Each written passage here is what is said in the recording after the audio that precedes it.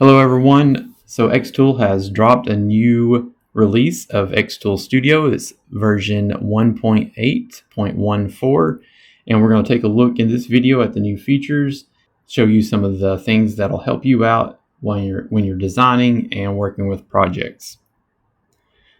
So the first thing we want to take a look at is how do you get this new version if you don't already have it. So at the top of your XTool Studio, you can click the down arrow and click check for updates.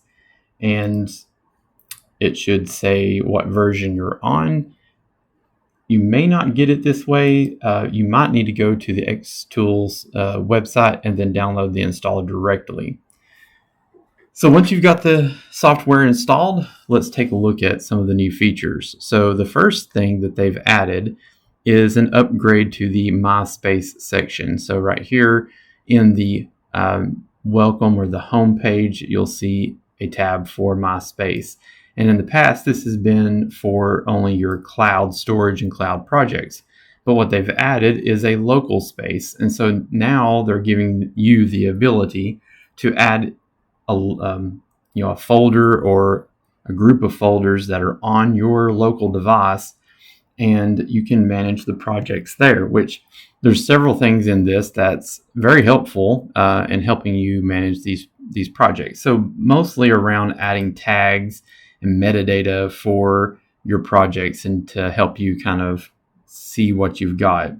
One nice feature that they've added is you can add a cover photo. So you just click on a project, custom cover, and then you can select an image. So sometimes it's nice to see an actual photo of the project that you would make with that file. And so it's just easier to see out of a group. So one of the next things that they've added is the ability to add tags. If you click on the three lines of one of the tiles, you can open up the details. And so you'll see your cover image, and you'll also see the ability to add tags and create tags. So one of the things I thought this would be handy is to create tags for projects based on what material you would use. So on this one, it has marble, wood, and then I might also want to add a tag like coasters. So they don't have to be any specific category. So your tag could be anything, and then when you start to search by tags, then those will help show up in the search results.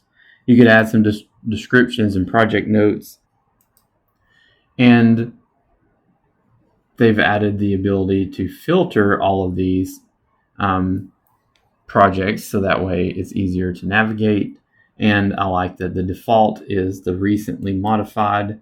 So your files that you've been working on will be up here close to the top. One thing I wish they would add in this view would be the option to pin particular projects. So like if you're working on a project or a group of projects and you're going to come back to them, it'd be nice to have the ability to pin them up so that way they're always at the top, or maybe they're up here somewhere. I suppose another thing you could do would be to create a folder and copy those over into that folder, so that way you've got a location that you could always come back to. So maybe they'll add that. Maybe that's a feature that'll be coming in a future update. All right, so the next features that we have are inside the editor. So the next is adding project notes. So I've got a project open here for just a little locker organizer box that I've designed before, and this only works on .xs files. So if you have an older .xcs file, you'll have to first save it as a .xs, so the new file format. And once you've done that, you'll see this new project notes icon on the left-hand navigation bar. And you can click on this to add in some notes. So like for an example here, I've added in a note that the yellow rectangle is actually a part that I've created to be a backing for these two holes where you would place magnets. And so I'm going to glue those in, and it just keeps them from falling out into the box. So it just creates a little pocket for the magnet to be held in. And then I also had a note to use an 8x8 blank of the basswood plywood for this project. And note that there's some settings here. You can pop this up every time that you open this project file so you don't forget about it.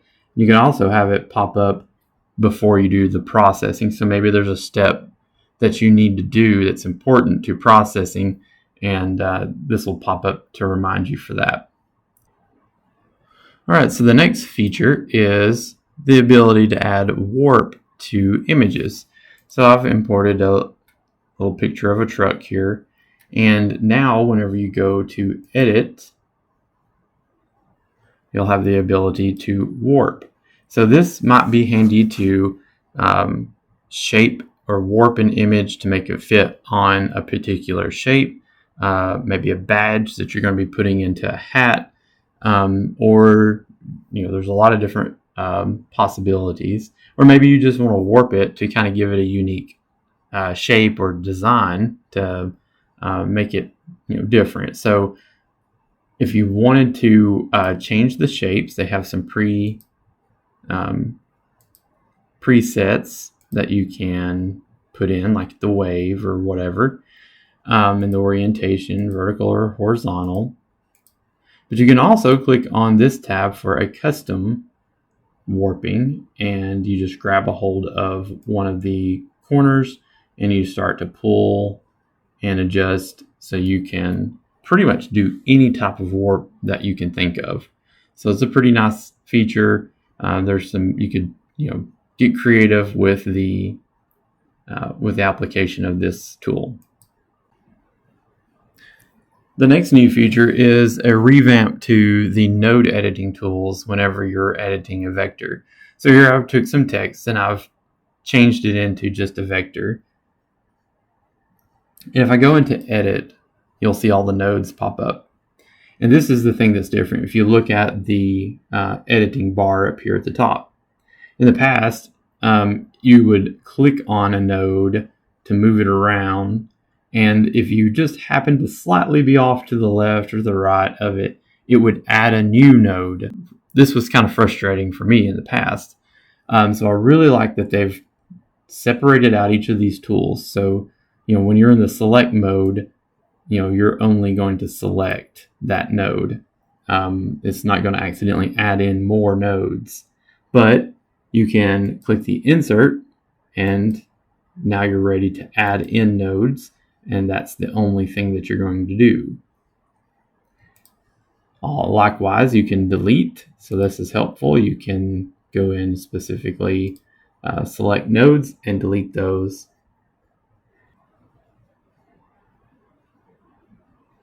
So this isn't part of the node or edit toolbox that they have, but actually there's a new tool called a segment trim tool.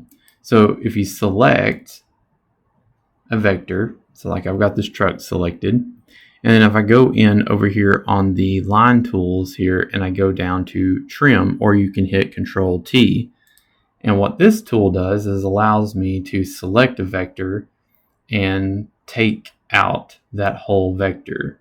So like, for example, if I wanted to remove that from the from this image, I can do it and just clean up. So this is really, to me, I think this is helpful for cleaning up images. If there's features that you want to remove, this is really quick and easy, whereas before you would have to go in and select each of the nodes on that vector and delete them individually and work your way around. So this is a nice improvement. I really like this.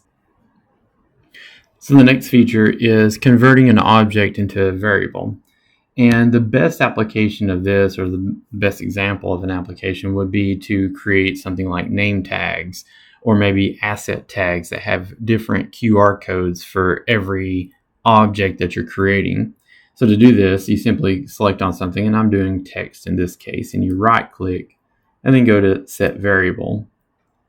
And then Once you select the object in the sheet that you want to select as the variable or the thing that would change, the next thing you do is go over to associate data. And then so here is where you would build, like, let's say if we're doing a list of names, you would add in the different names and so on. You also have the ability to download a spreadsheet template and then import that template. So if you need to do work on large data sets, then you can do that. So this is just a brief overview of what that is, and we may do a separate video on how to do this and how to create a batch of something like name tags. Another new feature that they've added is the just the addition, or just kind of a refinement on the canvas. Whenever you click an image and move it, it becomes a little bit transparent. So this way you can see what you're dragging it over, and this can help with alignment and adjustments to the images. And so the last updates that they've made to this version is on the offset. They have made some improvements on setting the precision, and then also there was some changes to material settings, allowing you to sync local parameters that you've created to your cloud. So this gives you a really good idea of what's new and what to expect whenever you update to version 1.8. And if you are having any trouble, be sure that you look at my video on managing updates, rolling back to previous versions, as well as troubleshooting some issues if you do have them after doing an update.